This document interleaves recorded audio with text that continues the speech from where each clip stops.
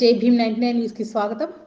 మనువాద విష సంస్కృతిని బద్దలు కొట్టి స్వయంగా రాజుగా ఎదిగిన సమసమాజ స్వాప్నికుడు బహుజన పాలకుడు ఛత్రపతి శివాజీ మహారాజ్ గారి 394వ జయంతిని పురస్కరించుకొని నేడు నిజామాబాద్ జిల్లా ఆర్మూర్ పట్టణంలోని అంబేద్కర్ చౌరస్తాలో శివాజీ చిత్రపటానికి దళిత సంఘాల ఆధ్వర్యంలో నీలిపూల నివాళులు అర్పించడం జరిగింది.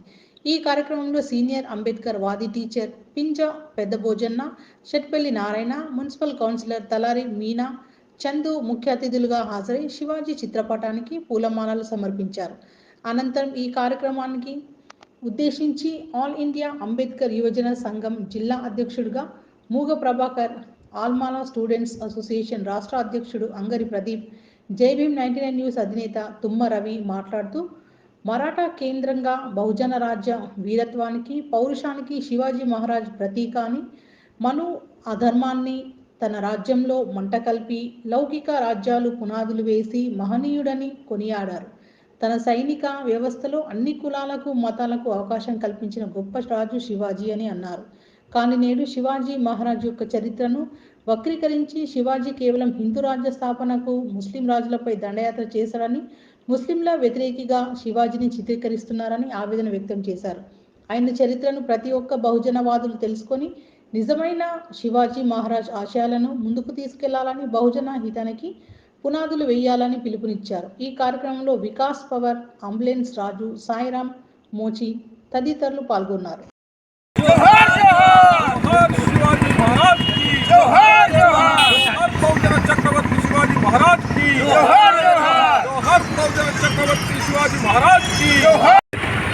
ఈరోజు ఆర్మూర్ పట్టణంలో అంబేద్కర్ చౌరస్తాలో అన్ని దళిత సంఘాల ఆధ్వర్యంలో భారతదేశ తొలి చక్రవర్తి ఎస్సీ మైనార్టీల యొక్క ఆరాధ్యుడు మరాఠా రాజ్య స్థాపకుడైనటువంటి ఛత్రపతి శివాజీ మహారాజ్ యొక్క 394వ జయంతిని పురస్కరించుకొని ఈరోజు ఆయన జయంతి కార్యక్రమాన్ని ఇక్కడ నిర్వహించడం జరుగుతూ ఉన్నది.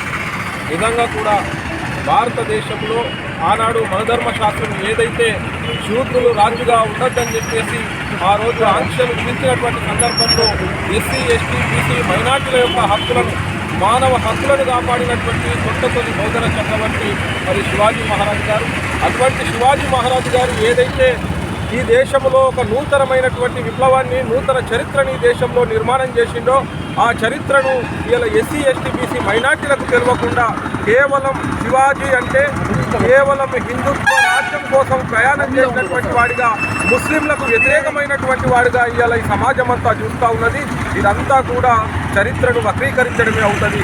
ఎందుకంటే ఆనాడు మహాత్మా జ్యోతిబా పూలే పూనా కేంద్రంగా రాయగఢ్లో శివాజీ యొక్క సమాధిని కనుక్కున్న తర్వాత శివాజీ చేసినటువంటి గొప్ప కార్యక్రమాల్ని ప్రపంచానికి చాటి చెప్పిన తర్వాతనే ఆ మార్గంలో డాక్టర్ బాబాసాహెబ్ అంబేద్కర్ గారు కూడా ఆయన సమాధి వద్ద ఒకరోజు నిద్రపోయినటువంటి నేపథ్యం మనం అందరం చూస్తూ ఉంటాం.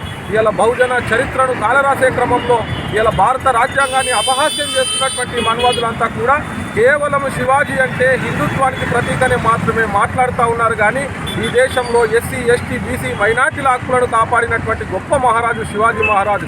ఎందుకంటే ఒక శూద్రుడు రాజుగా ఉండడాన్ని జీర్ణించుకోలేనటువంటి ఆనాటి మనువాద సమాజము ఆయనను పట్టాభిషేకానికి కూడా ఒక బ్రాహ్మణ పురోహితుడు కూడా రానటువంటి సందర్భంలో తన నిలువెత్తు బంగారాన్ని నా పట్టాభిషేకానికి ఎవరైతే రాజు వస్తే బ్రాహ్మణులు వచ్చి నన్ను పట్టాభిషేక్తుని చేస్తారో వారికి ఇస్తానన్నప్పుడు ఆనాడు ఉత్తర భారతదేశానికి చెందినటువంటి ఒక గంగయ్య భట్టు అనేటువంటి ఒక బ్రాహ్మణుని తీసుకొస్తే నేను మా బ్రాహ్మణ పురోహిత వ్యవస్థకు నేను పట్టాభిషిక్తుని చేస్తే నేను ద్రోహం చేసిన వాడిని అవుతానని చెప్పేసి ఆయన శివాజీ మహారాజును అవమానపరుస్తూ తన ఖాళీ బొటనవేలుతో ఆయనకు తిలకం దిద్ది పట్టాభిషేకం చేసినటువంటి చరిత్ర ఈ దేశంలో ఉన్నది.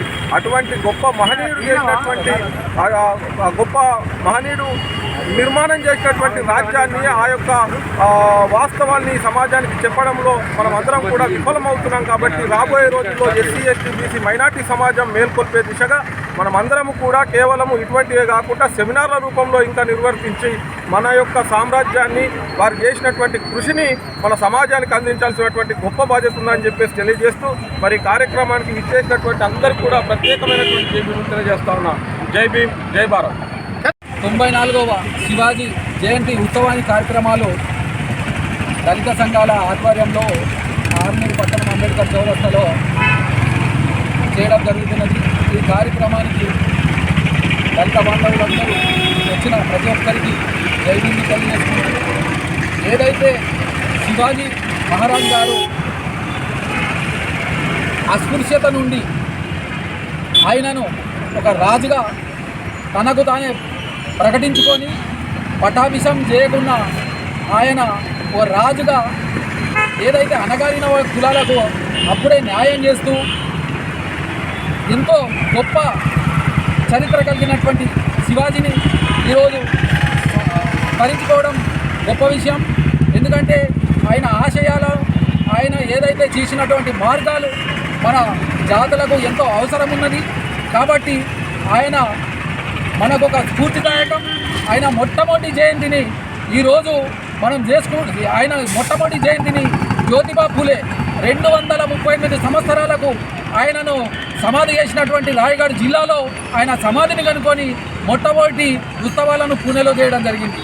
అటు తర్వాతనే ఈయన శివాజీ అనేది లోకానికి, మన భారతదేశానికి తెలవడం జరిగింది. అంతకంటే ముందు ఇక్కడ ఉన్నటువంటి బ్రాహ్మణ వ్యవస్థ ఆయనను కాలరాస్తూ ఆయన శివాజీ ఎవరో, ఆయన రాజ్యమేందో తెలియనటువంటి ఒక చీకటిలో ఉంచినటువంటి శివాజీని జ్యోతిబా ఫూలే బయటకు తీసుకొచ్చి భారతదేశంలో భారతీయ నాయకుడు, మన భారత అణగారిన కులాలకు ఈ రూపంగా చేసిందనేది ఆయనను ఒక అందరికీ తెలిసే విధంగా ఆయన జయంతి ఉత్సవాలు చేయడంతోనే మన భారతదేశంలో జయంతి ఉత్సవాలు మొదలయ్యాయి. అటు తర్వాత జ్యోతిరావు ఫూలే అస్తమించిన తర్వాత ఆయన జయంతి ఉత్సవాలను బాబాసాహెబ్ అంబేద్కర్ భుజస్కంధాల మీద చేసుకొని ఆయన జయంతి ఉత్సవాలను చేయడం జరిగింది. కాబట్టి ఈరోజు ఏదైతే శివాజీ జయంతిని కూడా మనమందరము ఒక హిందూయిజానికే మాత్రమైన ఒక ప్రతీకగా ఏదైతే కొలుస్తున్నారో అది శుద్ధ తప్పు. ఆయన భారతీయుల అణగారిన వర్గాల నుంచి వచ్చినటువంటి శివాజీ కాబట్టి అందరం ఆయనను స్మరించుకోవాల్సిందిగా తెలియజేస్తూ ఈ కార్యక్రమానికి వచ్చిన వారందరికీ ప్రతి ఒక్కరికి కూడా జై భీములు తెలియజేస్తూ